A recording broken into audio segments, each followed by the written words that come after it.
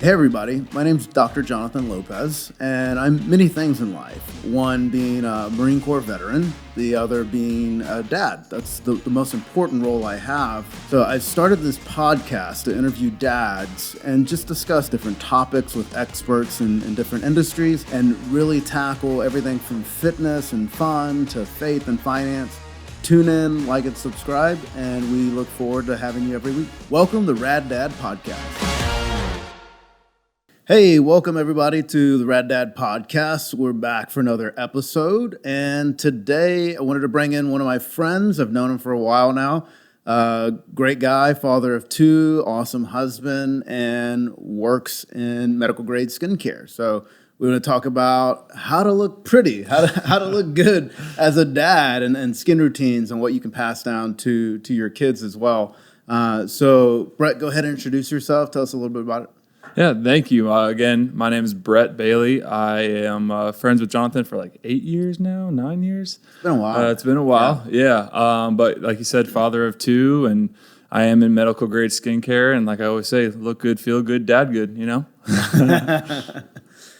So tell me about, how you got into the industry and where that's led you and where you see the future going. Yeah. So got in the industry because of my wife. My wife is in the industry too as an injectable rep. And she and I were actually taking engagement photos for our wedding, and I thought I looked good.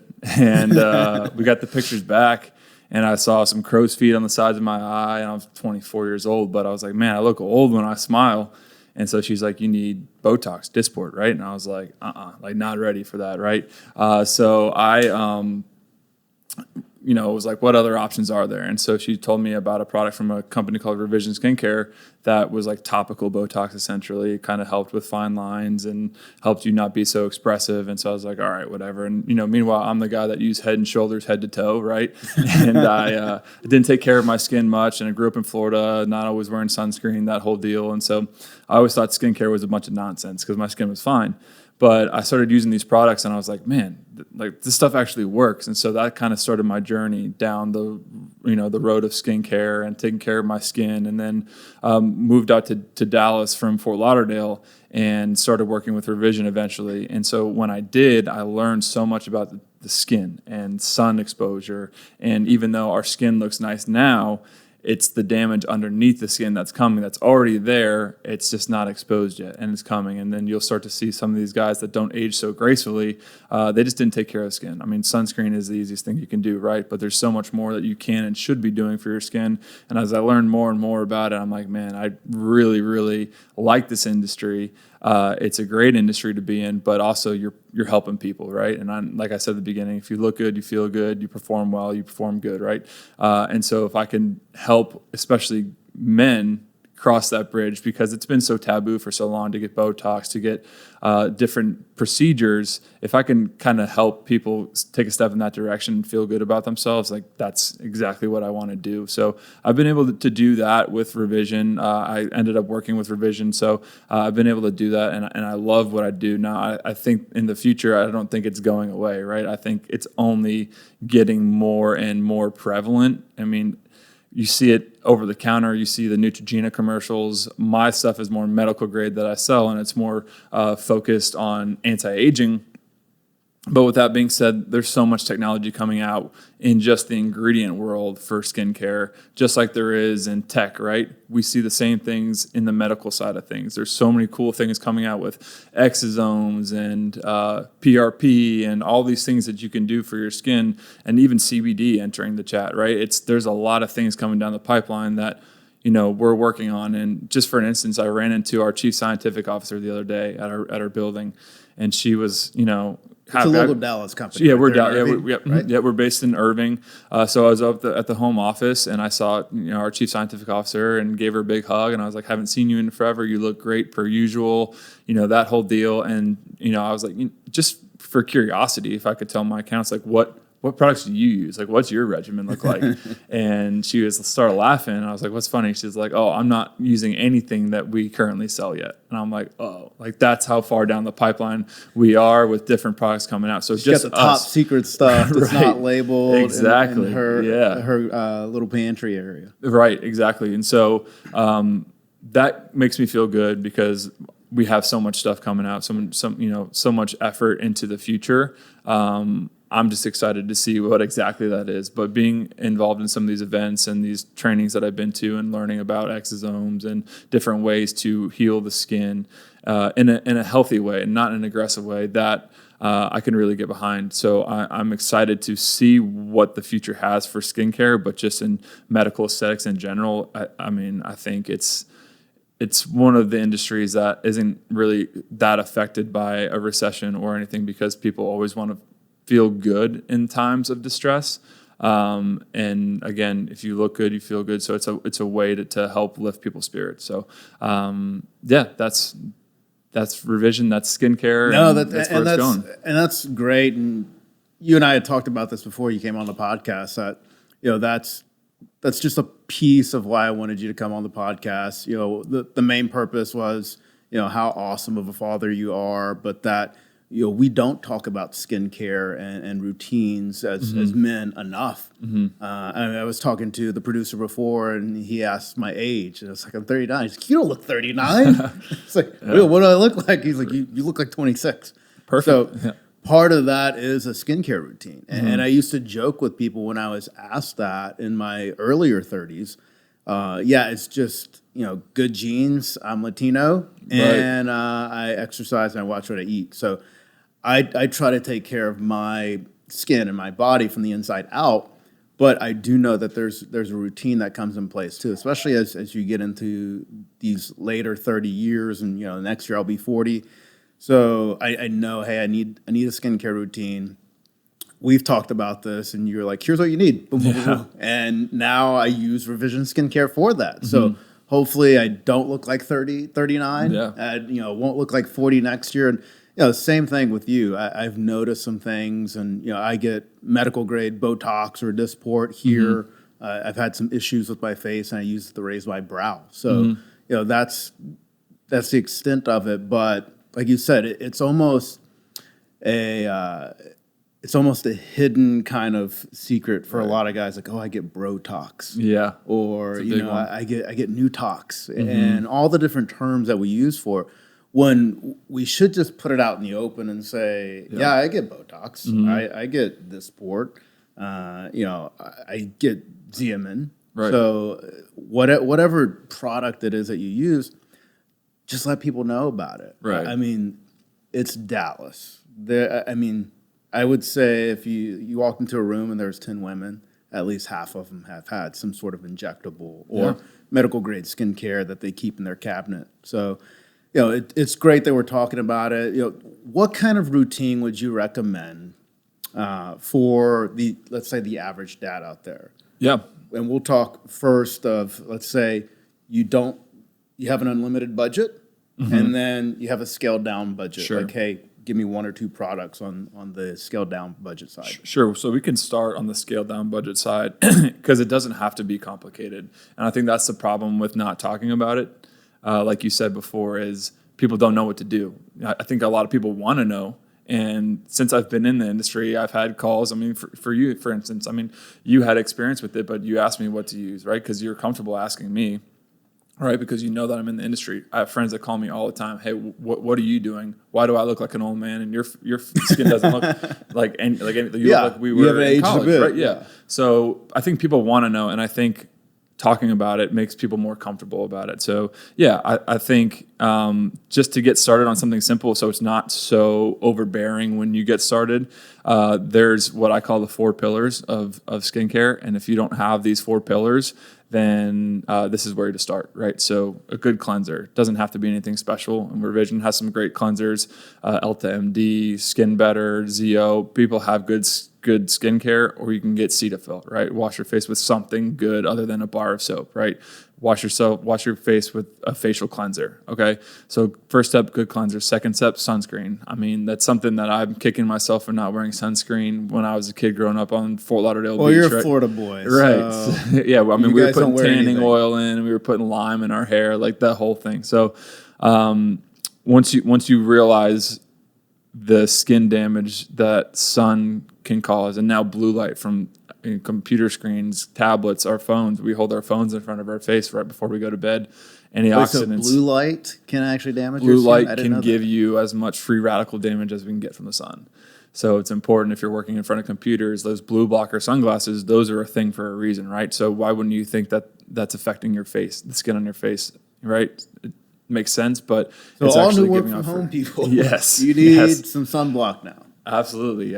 Vitamin C is good for of protecting against the blue light from the screen. So that's obviously very important to use a sunscreen, right?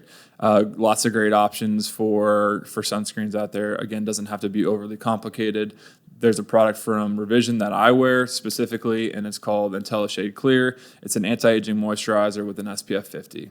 It feels like you're putting on a moisturizer. It doesn't feel chalky like you're putting on facial sunscreen. It doesn't make your face stick. It feels nice. You're putting on moisturizer. It's anti-aging, and you got your sunscreen. So the best sunscreen you could buy is one that you're going to wear every day, right? So for me, this one feels good. It doesn't feel like I'm putting on a whole bunch of crazy stuff. It smells like vacation to me. And So it's funny you say that because on our Hawaii vacation, it's the only product I took with me. yeah, It's like, we'll be outside, but I don't want to bring everything. So it's like that seems like it's good to just take that one bottle. Yep, exactly. Easy to reapply. So that's for me what I use. We have a couple other tinted moisturizers that can be a foundation, mostly for the ladies. But again, as we're talking about it, something taboo. A lot of men are starting to wear some coverage, right? It's 2022, people are wearing it, and we do have some of those options too. So I have put it on before. I've got a facial from a training, and I wore it home just to see if my wife Jessica said anything, and not a word. So didn't even know it was on there. So Well, I know you didn't it's see unassuming. this, and this is my first time doing it, but I'm proud of myself. Today was the first day I did my makeup here for the studio. Okay. Yeah, it looks good. I wouldn't have known. Yeah, producer Joe usually does it, and it's one thing I had to get used to with doing podcasts is I've got a big forehead. So it's shiny Forehead. with all these lights. Yeah. Yeah. So today I was very proud of myself. I was got just a like, powder oh, look, down, I did the little powder. I don't own any. I only use it here in the studio. But again, like you said, it's kind of passe to talk about. Men don't talk about it. It's just like, I put on makeup today. It's fine. Right. It's okay. Yeah. I'm glad we're talking about it now, right? And thanks for offering me some. I didn't get any.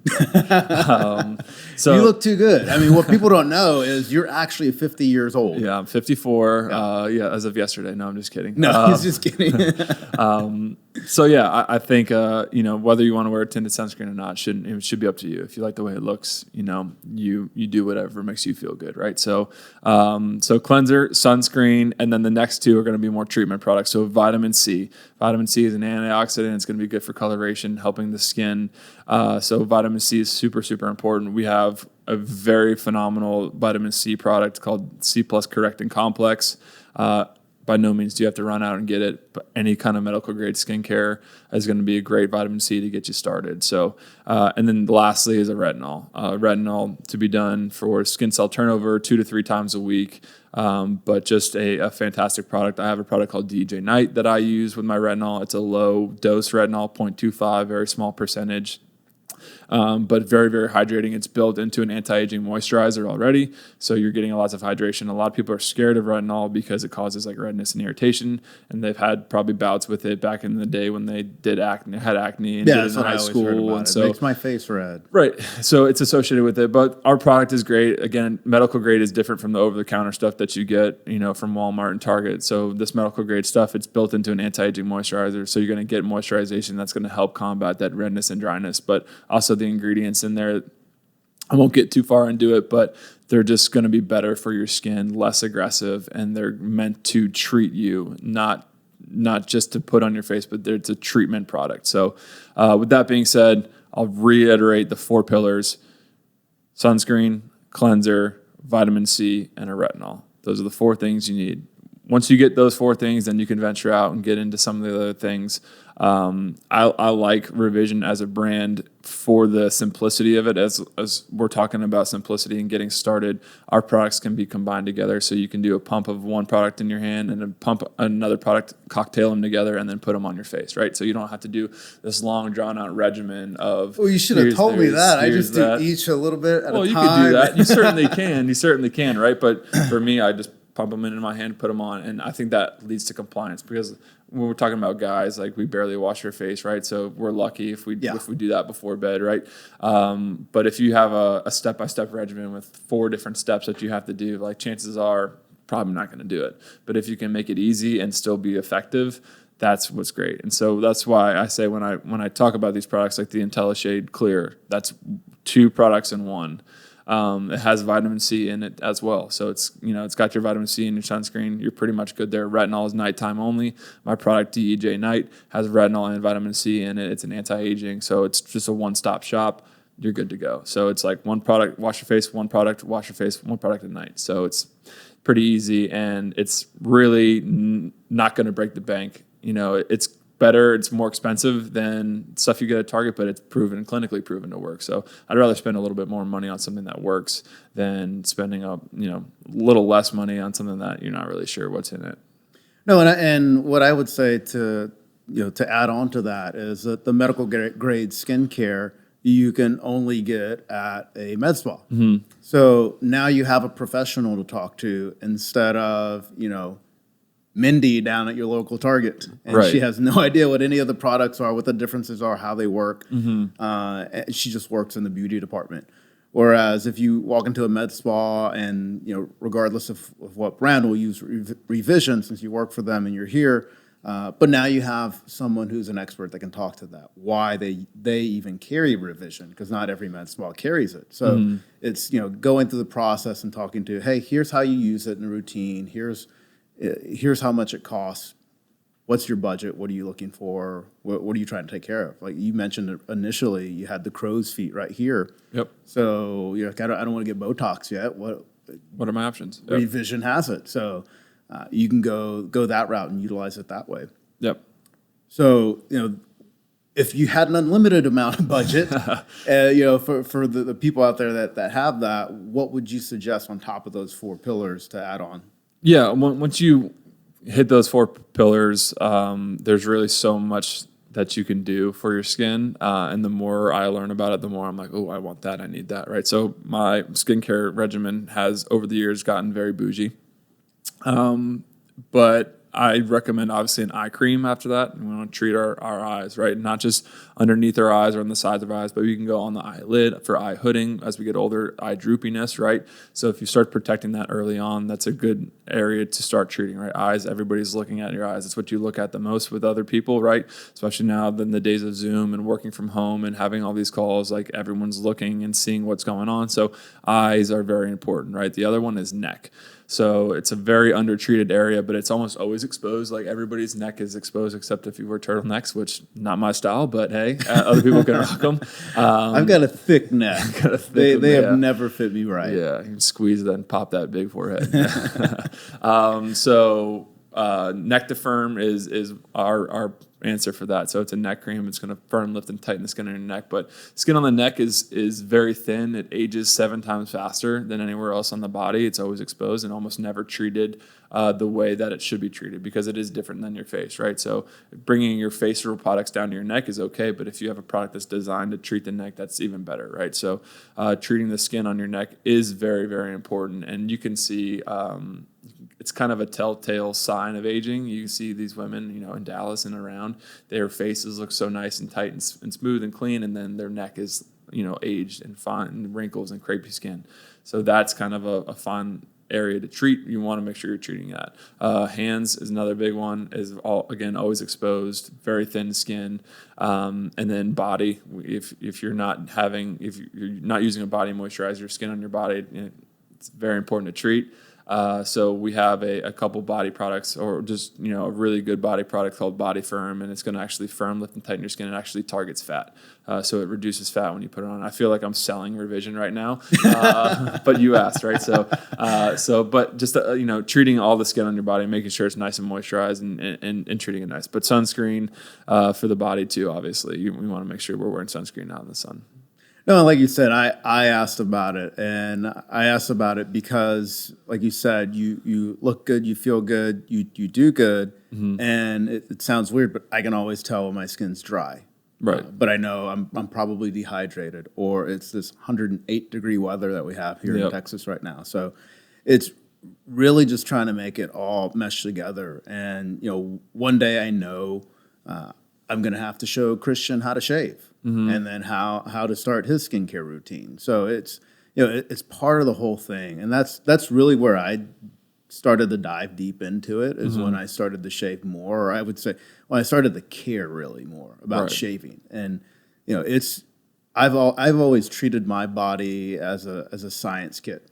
Like, hey, let me see what works for me, because I know my body isn't going to work the same as your body, so my skin is not going to be the same as yours. Like I stated earlier, I'm Latino. Like, there's genetics that come into play as well, that are different than your genetics. So my skin may be more naturally moisturized. It may be drier. Who knows? Right. But it's things that I dove into a long time ago, and now I have a certain skincare routine that I like, and I use shaving cream that I have to whip up with a brush, and then I brush it on, which people have been doing since the 20s. Yes, right? Exactly. It's very old school, but most people nowadays just pump, and then they have the foam that's coming out of the gel, and then they put it on their face and they shave from there, and they don't think anything about it. Right. So it's just, I've always noticed certain pattern with my skin, and hey, if it gets irritated, I've even tried the straight razors before, and those just don't get close enough for me, because I'm way past my days in the Marine Corps where I shaved every day. Right. Don't want to do that anymore. And so finding something that gives me a good enough shave for 2, maybe even 3 days was what I sought out to do. So but at the same time, keeping that nice and clean and cut. And then, of course, I think probably 3 times a year I decided to grow a beard. And I know I have to moisturize the beard and the hairs that are there, and using beard oil and all that. So it's not just clean shaven that has to worry about that. Even all the guys that want to get out and grow mustaches and beards, they still have a skincare routine or a beard routine that they have to go through. So tell me more about your experience as an athlete growing up, and then playing collegiate basketball, and how has that really translated into being a dad? And I know the girls play soccer and they have fun. So how collegiate basketball or sports period, very competitive, and then children's sports is just kind of have fun. And I didn't even play collegiate ball, and I have to remind myself, let Christian have fun. Oh man, yeah. We've only done 1 season of soccer, and I'm pacing the sidelines. I have to sit by myself just because my adrenaline's going. And I played competitive sports, and so I obviously pulling for my daughter to do well, and I want her to score and all that stuff, and I can't shut it off. And I just think it's something that sports at a young age instilled in me. And I do think it's some people are born with it. I call it the eye of the tiger, right? Some people have it and some people don't. Some of the most skilled sports players, basketball players, hockey, football guys that I've known and played with, like, they didn't have the eye of the tiger. And while they had all the skills in the world, they didn't have that competitive edge that pushed them to be a great player, right? And so we all have heard the hard work beats talent when talent doesn't work hard, that old saying. But and I've seen it time and time again. There's so many guys that were so much better than me that didn't really make it to college basketball because they just didn't work hard. And so I think, to get to your question, that to me is how I've reflected my college athletics, high school, AAU, all that into parenting is it's hard work. You got to work at it. It doesn't come natural. There's certain things that you might not want to do, but if you look at it like, what's the cost risk analysis here? Like, what is this gonna, if I get on the floor and stop working right now, start playing with my daughters, like, can I get to my work later? Yes, I'm not going to get this time back, right? So there's certain things that you have to be like, I have to do, like, these are the things I have to do. Just like you have to go to the gym, you have to shoot 100 shots a day, 100, 200, 300 shots a day. You have to work and make sure that you're giving that same effort that you would to train for something you want to be a dad. And so that's the way I look at being a dad, but I also get to be a dad. It's so much fun. I also got to play college sports. It's so fun, right? I wouldn't change either experience. I mean, the two things that I wanted to be in this life was to be a college athlete and to be a dad. I've accomplished both of those things. So I'm good now. See y'all later. But so it's the joy of my life. So it makes it so much easier doing something that you love. Makes that hard work not seem so hard, but at the end of the day, you're exhausted, and you're like, it's from being a dad, working hard work, being competitive. So, that's what I've really taken out of college sports is just hard work, and even in professional life, it's. I'm always going to want to be the hardest worker in the room. It's always competitive. Like whenever I see numbers listed on a call or something like that, if I'm not the top, my blood is boiling. So I think that's been a huge success for me is just having that competitive spirit. No, and I'm glad you mentioned the hard work that goes into being a parent, being a dad, being a mother, whatever it may be. This is a podcast about dads, so we'll say dads. So the hard work it takes to be a dad, I think oftentimes is undervalued. Mm-hmm. And our responsibilities are pushed on us more in the financial professional area. You need to provide more for your family. You need to do this. And for the longest time in Christian's early life, I didn't really have the opportunity to really push those boundaries and take care of those two areas. So I took more of a paternal role at home and have helped raise him since he was born, and I still remember that. And now that I'm able to concentrate more professionally, I see a lot of what I learned as dedicating and being a hard worker as a father translate into professional life. And like you said, there's times where I'm like, can this work wait?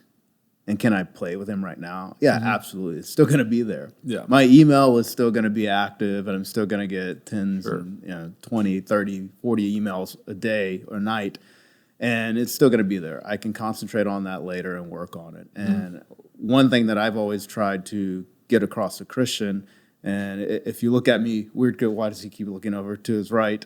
Christian's here in the studio today. He decided to stay home from summer camp, and yesterday was his birthday. So, happy to let him sleep Christian. He's on YouTube right now. He can't hear us. But, yeah, one thing I always wanted him to really understand and know is, hey, I'm present with you right here. I'm in front of you. So let's play. Let's stay off of the tablet. I'll stay off of my phone. And I still remember one of the first vacations I took him on with just us two. I was like, hey, we're going to go to Universal Studios. We're going to have a great time. We're going to do this VIP experience. And, they're going to give us this tour of Universal, just us. He's like, oh, awesome. And I throw my work phone onto my bed. And I was like, that's staying here. It's just us, bro. And he was like, what? And it was one of the first times he saw me really concentrate and say, hey, I'm even leaving my phone here. Yeah, but I bet his face lit up like more excited than actually going on a private tour. Like he was more excited to be with his dad all day and not have any distractions. We both work in new business sales, and new business sales reps can all attest to this. You're usually balancing your work life and your home life, and it's you can tend to be on your phone quite a bit and say, "Hey, 1 second, buddy, 1 second, let me do this, let me shoot this email off," and it means the world to your kid for you to set that down or just leave it at home, and say, "Hey, I'm going to be fully present. We're just going to concentrate on having fun," and I'm finally in that position where I can do that and say, "Hey, That's awesome." It's a weekend. So if anyone's emailing me over the weekend, it can wait until Monday. It's not that important. If I work in the healthcare industry, nothing is going to happen on Friday or Saturday. Yeah, right. It can't be handled on Monday. Everyone else takes the weekend off anyway. But I think as sales reps, we often think, hey, we're behind. And like you said, seeing those numbers, I'm not at the top of the leaderboard. I got to work harder. I got to do this. And too many times we put our family and our children second to that drive and that hard work. But the good thing is it translates into everything in life. Certainly. And the one thing that you can try to do is translate that into being a dad. Yep. And I wrote Christian a message yesterday, and I gave it to him. He read it, and we kind of talked about it after that as well. And like, what did you like about what I wrote? He's just like, that you'll always be there for me, and I can ask you any question. Yeah. And that's a relationship that I've wanted to build since the very beginning. And I've always taken a look at it or thought about it as if Christian were to get in trouble with the law, I don't want him to ever think, shit, I hope my dad doesn't find out. Yeah. I want him to think, shit, I need to call my dad. So he can help you. Yeah. Like, I trust my dad enough. I'm not afraid to talk to him about something. Like, I know I screwed up. The police are here. So I need to call my dad and need to let him know so he can help me and he can guide me through this crappy situation. So I've always thought about that and talked to him openly. Like, hey, you can talk to me about anything. So it may be skincare one day. I've said it before. I taught myself how to shave. My dad didn't teach me how to shave. I think it's a generational thing. Like, that generation really didn't get taught by their dads to shave, so they never thought to pass it down to their sons. So I had to learn. Yeah, I think I heard you said that on a different podcast, right? On a previous podcast, I think I heard you talking about that, and I remember when you were talking about that, I was like, that makes sense. Because, like, I remember the first time I got a flat tire and my dad was like, change it. And I was like, how? And he's like, you don't know how to change a tire? I'm like, no one's ever taught me how to change a tire. How would I know how to change a tire? And then I think that's when it clicked for him as a dad, like, being present. He was like, oh, I guess I could teach you how to do that. Like, and so he taught me how to change a tire, and then I knew how to change a tire because he taught me, right? Like, my dad was the best dad ever, but he didn't have a dad. He didn't have anybody teaching him how to change a tire or tell him to go to school. And so he took the approach of like, I don't want to be that guy. I want to be everything opposite, right? Everything opposite. I mean, he thought his dad was dead until he was 14. Like, oh, wow. Yeah. So he didn't even know he had a dad until he was 14. His dad called him up. He's like, hey, I'm living in Miami. Crazy. Anyways, so like, with that being said, I do think that there was a generational gap where the dads weren't present and some of it didn't get relayed on to us. Now, my dad taught me how to fish. He taught me how to do so many different things. But there are certain things where, like, they might have fallen through the wayside where it was like, hey, like, no one taught me how to do this. No one, can you teach me? That kind of thing. So I think it is important to be cognizant of what we teach our kids, like, because we could teach them so many fun things, right? Like how to fish and how to do certain things like that. And I'll always do that with my daughters, but also will teach my daughters how to change a tire and how to be independent and how to change their oil and pump their own gas and do things on their own, because I think that is a duty of a parent to be there to make sure that they are prepared to take the next step in life when they're ready to do that. But I don't ever want my daughters to be like, well, my dad didn't teach me that. I want her and both of them to know that I've taught them everything that I could. And some things they have to learn on their own, right? You can't teach them everything.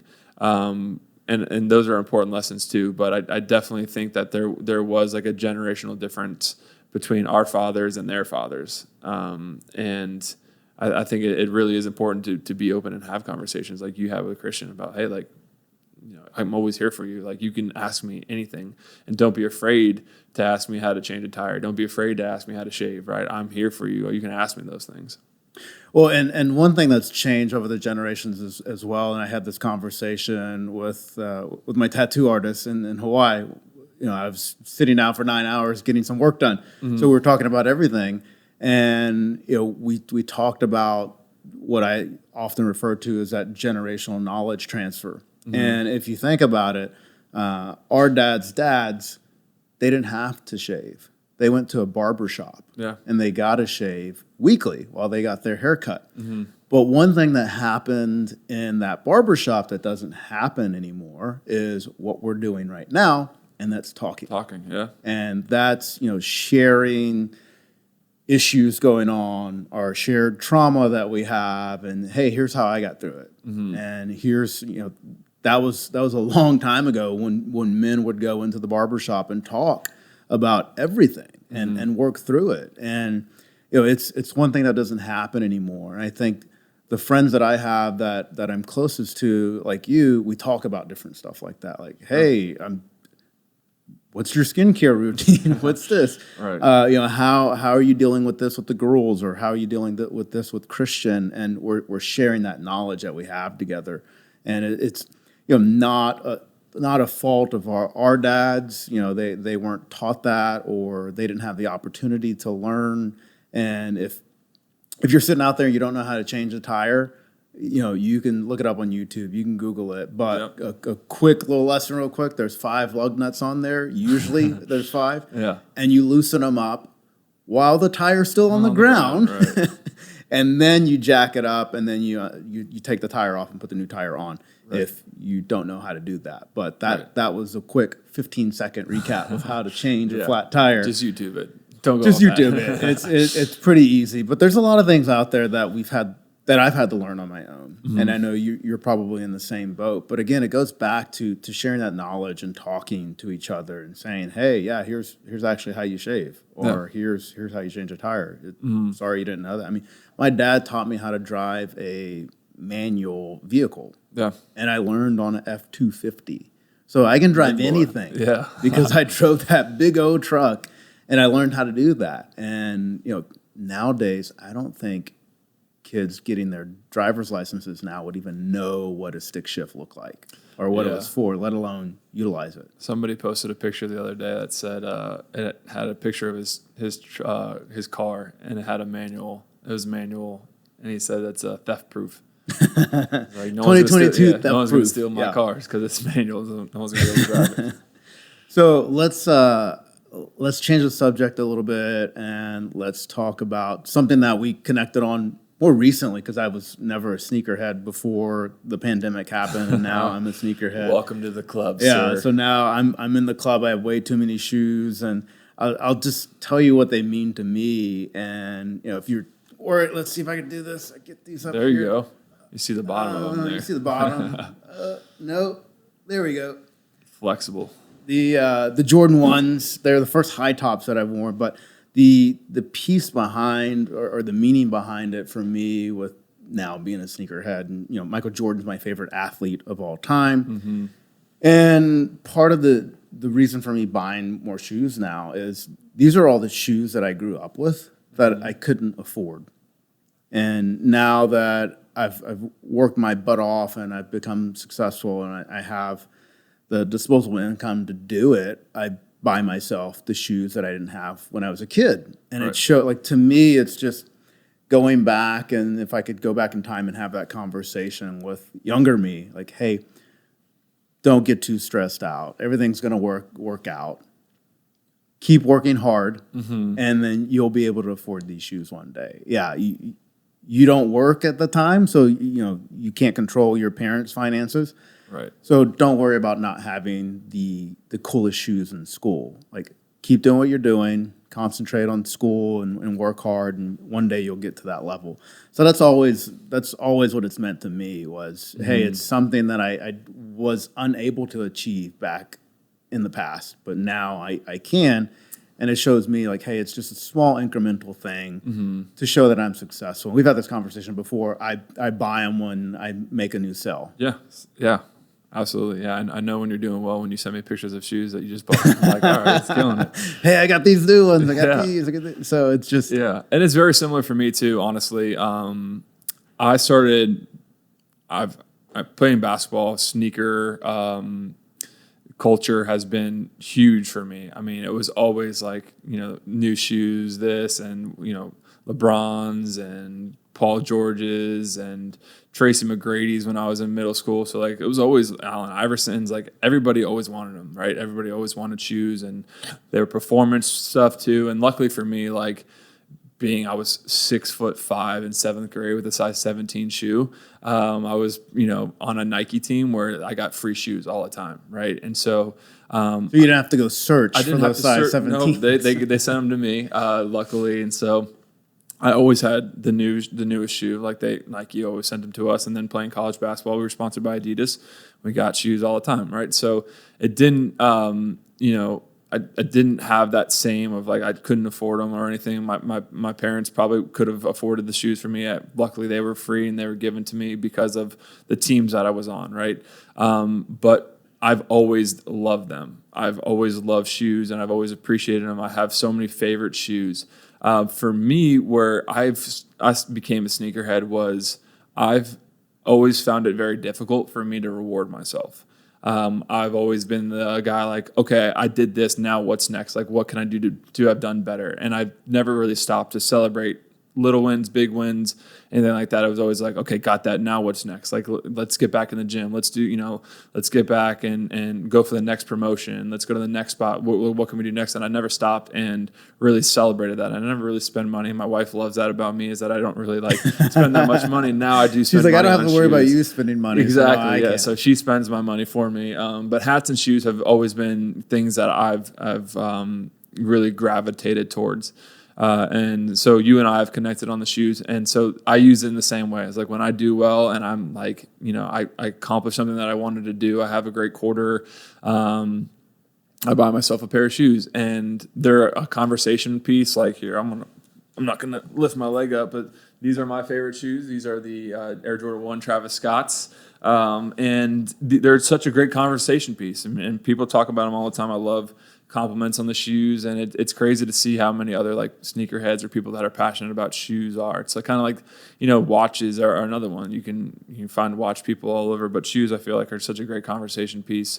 But for me, they mean a lot, like just like they do for you. That they mean a lot to you, and it's another one of those things that I feel good when I'm wearing. Yeah, a nice absolutely. pair of shoes, and like you can wear jeans and a t-shirt and a pair of really cool Jordans, and like it'll dress up that outfit tenfold because of the actual shoes that you have on your feet. So that's me. It's not for everybody, but it is something that we've connected on. No, and the part about rewarding yourself for your hard work and achieving a goal is funny, because I equate the whole sneaker revolution, if you will, to Michael Jordan. Yeah.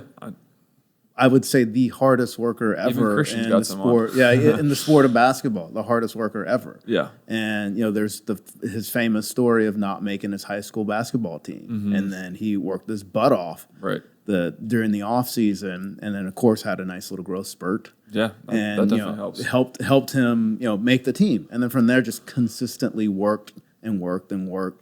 And then, it goes back to the old Nike commercial of, is it the shoes? Right. And he really made sneakers famous for that. And then, of course, that's why everyone still follows, the Jordan brand. And I can remember, during his divorce, one thing that he said his ex-wife couldn't touch was the Jordan brand. I'll give you as much money as you want, but you can't touch the Jordan brand. Yeah.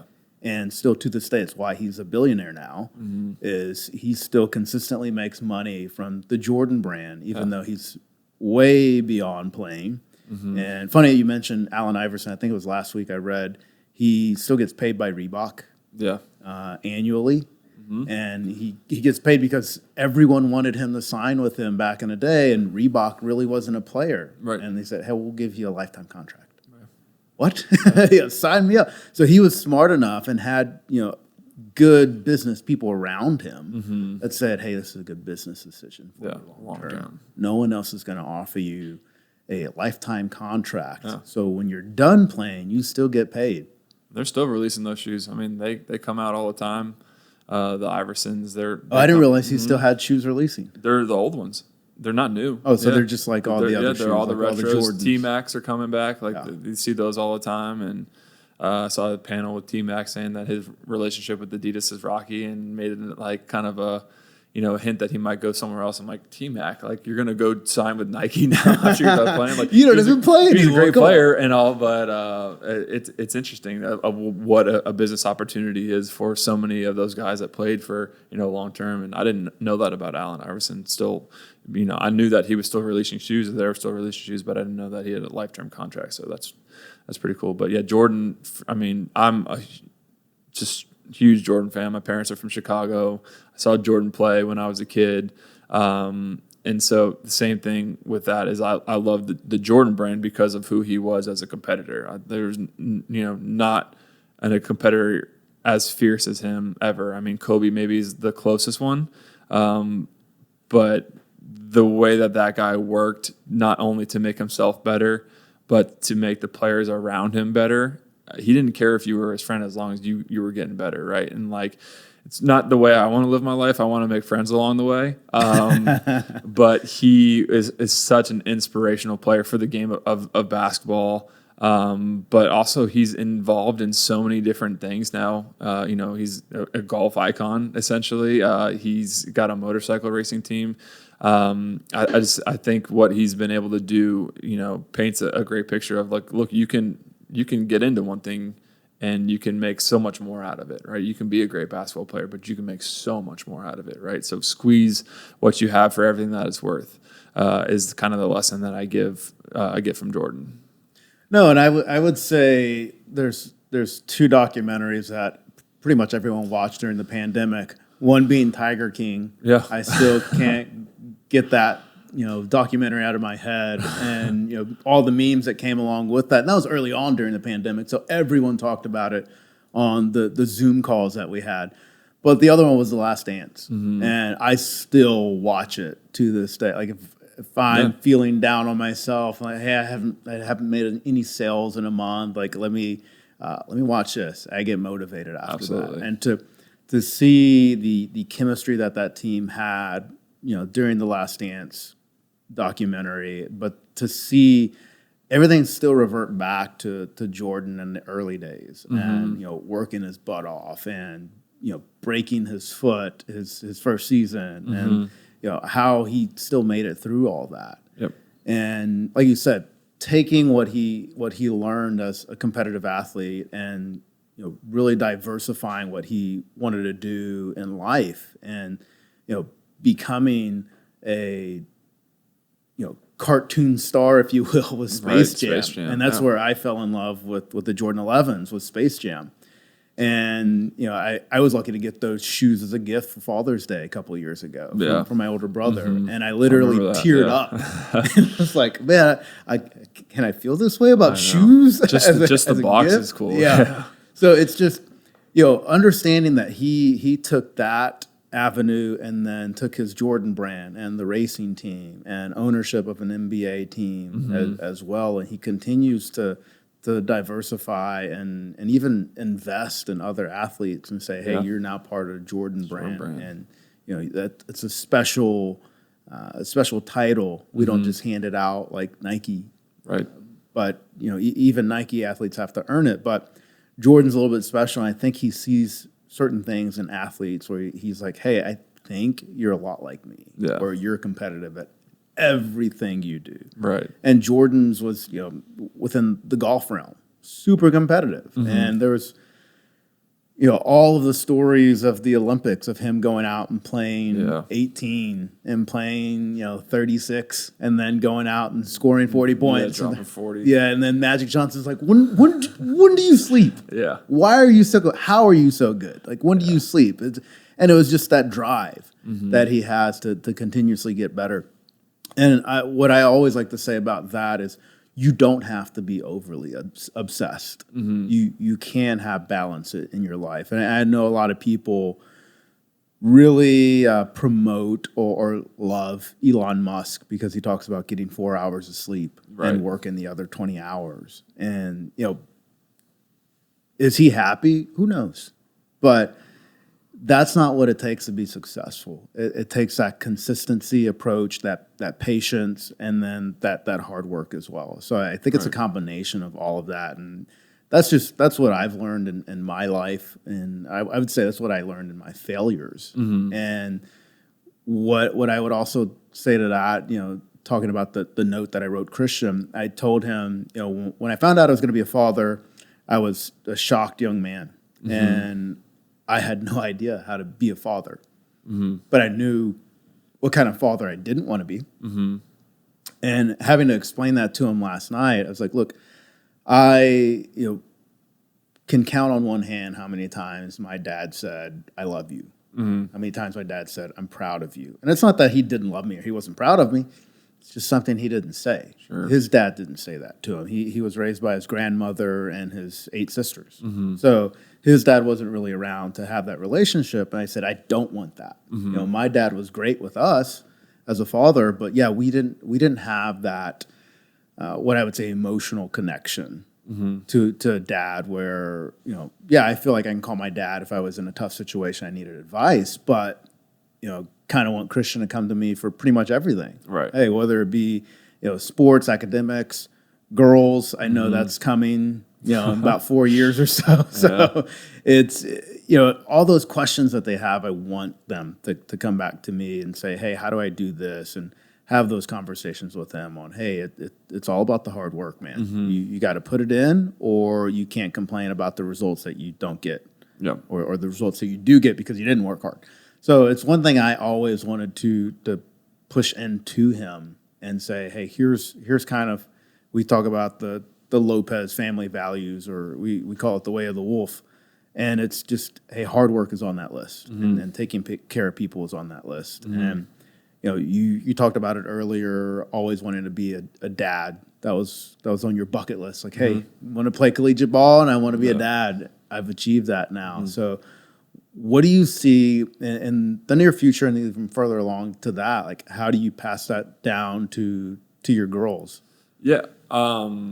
So I mean, very similar to kind of what you were saying with like family values. It was instilled in me, like on the flip side of how you were raised. I was raised by, a dad that didn't miss a game. Like, I think probably in my 4 years of playing college basketball, maybe he missed like 2 games. We played every Saturday and Wednesday. So like, he was always there. So for me, I'm like, I want to be half as good of a dad as my dad was, and I'll be all right, right? Like, he showed up for everything, and so for me, like, that's what I want to be. He was always there, right? So there's those dads that are like overly involved, right? And so it sounds like maybe my dad is that way, but he wasn't. Like, so what he did for me, and I appreciate the hell out of this because it's shaped me as to who I am, and this is how I want to instill it on my daughters is, and I'll say it again, it's hard work, right? He was always the guy. He came to every single one of my high school games. We traveled across the country playing AAU ball, and he would tape every game. He would tape every game, and he would give me the tape. He would, cut it down, and he would give me the tape. He wouldn't watch it with me. He wouldn't sit there and critique every move I made. After the game, if I was pissed, after the game, if I was happy, I would ask him, like, what'd you think? And he would ask me, he was like, did you play your hardest? Did you give 100%? And if my answer was yes, and he said, that's all I care about. Didn't matter if I had 2 rebounds or 20 rebounds. He was like, did you play hard? Did you try to get those 2 rebounds? Could you have gotten more? That was it. He never taught me, like, you need to box out more, you need to stop fouling, blah, blah, blah. I mean, obviously, he'd be like, stop yelling at the refs, like, you're a dick. But that's about all he would say. Don't do that. That's a quick way to get a team. Right. But he always, as long as you worked hard, and it didn't matter, even into college, he never critiqued my game. He was always there. But he was a coach when I was in like younger. But once he got to the point where he knew that I was going to go to the next level, he kind of took a step back, but still was supportive. And again, filmed the games, gave him the tapes, wouldn't watch them with me. Watch them. He didn't care if I watched them or not. Watch them if you want. I did it for you. He never told me go out shooting in the gym, go out to ties. He never really told me whatever. But I always knew in the back of my head. Does he know that I'm working hard? Does he know that I appreciate him coming to these games? And I thought a way of doing that was just by performing and actually working hard. So there was part of me that wanted to get better, but part of me that when I was in the gym at 5 o'clock in the morning in high school, before high school, and after school, that I was like, I'm doing this because I'm showing my dad that I'm working hard. And so there was never any question about it, right? And so that's what I want to instill into my girls is, hey, you work your tail end off. That's all you can do. That's all you can do in life and everything you do should be applied the same way, whether it's sports or school or music, whatever you want to do. If you give it 100%, like you're going to go places. And that's the difference between the people who make it and the people that don't. Like I said at the very beginning of this, people that are crazily skilled at something, they don't work hard, they're not going to make it. You can get yourself to the next. I'm not a crazy athletic person. I'm big, but I worked my butt off to be able to make it to college basketball. There's a lot of guys that are a lot better than me in basketball that didn't make it, but I attribute it to working hard. So that's how I will translate it to my girls. And I think it's good, even though we talked about it at the beginning as it being a kind of a knock, is I think it's good for them to see me working at home. And after I was out all day and working hard, they know that I get up and go to the gym every morning at 5. So it's like I think that they're starting to see more and more that mom and dad both work very hard. And, they're still young now, so we'll see if they, really catch on. But that's, exactly where I'll go with it.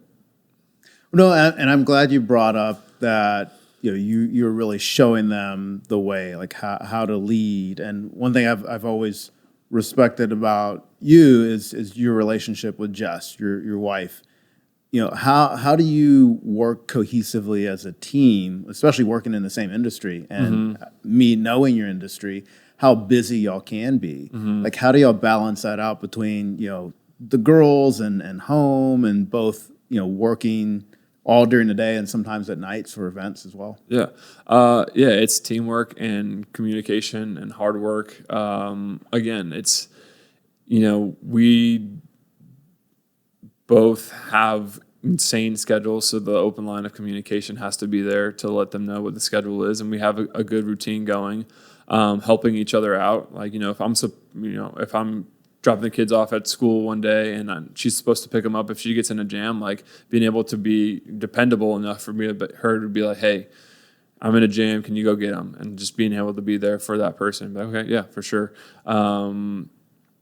But it's boils down to communication and hard work. Like I said at the beginning, it's easy for anybody to work all day and then come home and lay on the couch. I think there's that connotation of dads that, don't make dinner, or they don't do the dishes, or they don't do certain things like that. And one of the greatest compliments that Jess has given me is like, whenever her girlfriends will talk about how, their husbands don't do this and don't do that, she says, I can't say that about Brett. And I love that. Like I said, I wanted to be a dad, so I am involved, but I want to be as involved as possible. I see it as equal share. I mean, there's certain things that she does, like I can't cook. I suck at cooking. It's just the way it is. I hate it. But I want to be able to help do the dishes and get the girls' stuff ready and bathe them and put them down for sleep. And I want to be there and be present for all that. And she wants to be present as much as I do. So if I could take some of the stuff off of her plate and do some of the things so she can get down on the floor and play with the girls or play hide and seek and play dolls, like I'm able to provide that for her. That's great too. But again, it's hard work because it's the end of the day, you worked your tail off all day and then you got to go home and parenting is hard work. So you got to go back, you leave one job and you go into the parenting job, right? So it's communication, and a lot of that, I think, what's helped me along the way is bettering myself and realizing some of the areas that I needed to work on for myself in order to make our relationship better. And that was just being communication. My communication sucked. Like I was just really bad at communicating how I was feeling in certain moments. What I was thinking, what I really wanted out of a certain situation. And I was just always been like, just shove it down. It doesn't matter, right? Like if you tell her how you feel right now, she's going to be mad. So you just be mad instead and let her be happy, right? And so I feel like being able to get better at being myself and speaking my mind in certain situations, it really wasn't a big deal whenever I said those things and got it out and let her really know how I was feeling. She was like, okay, fine. And so I think in order to have a good communication and a good relationship with your significant other, open communication is super, super important. And it's something that I had to get better at, like just being able to communicate how I'm feeling. And so once I was able to do that, everything else kind of just falls into place. If you already have the work ethic and the mutual goal of, hey, we're raising these two girls as best as we can, showing them as much love as we can, then if you're able to communicate how you're going to do that or how you want certain things to look, then I think you have all the pieces of the puzzle there. No, that's great. And a lot of people don't understand that. And all you did was made an evaluation on what your weaknesses were. Mm-hmm. And, that's a whole other podcast about how men don't talk about their feelings or don't talk about what they want out of a situation and really won't voice anything. And we've always been taught to put it down deep inside and deal with it that way. But we're coming up on time. How I always love to, I know, right? It just goes by so quickly. But one thing I always love to end the podcast with is, what's one thing that you want your girls to know? Period. One thing that I want them to know is I love them. That I think for me, that's the most important thing that I could tell them is that they are loved by their mom and their dad, that will always be there for them. So I think that if you can show your kid that you love them, they'll be so much better off in this world knowing that somebody's there and has their back and they're loved and they can be who they want to be and who they truly are and not have to worry about, what other people think of them because they can be unapologetically themselves. So I want them to know that I love them unconditionally. No, that's beautiful, man. Perfect way to end the podcast. And, thanks for coming on. Thanks everybody for watching, and we'll see you on the next episode. Wash your face, wear sunscreen. Thanks for joining Rad Dad Podcast, everyone. Please like and subscribe, and we'll see you on the next episode.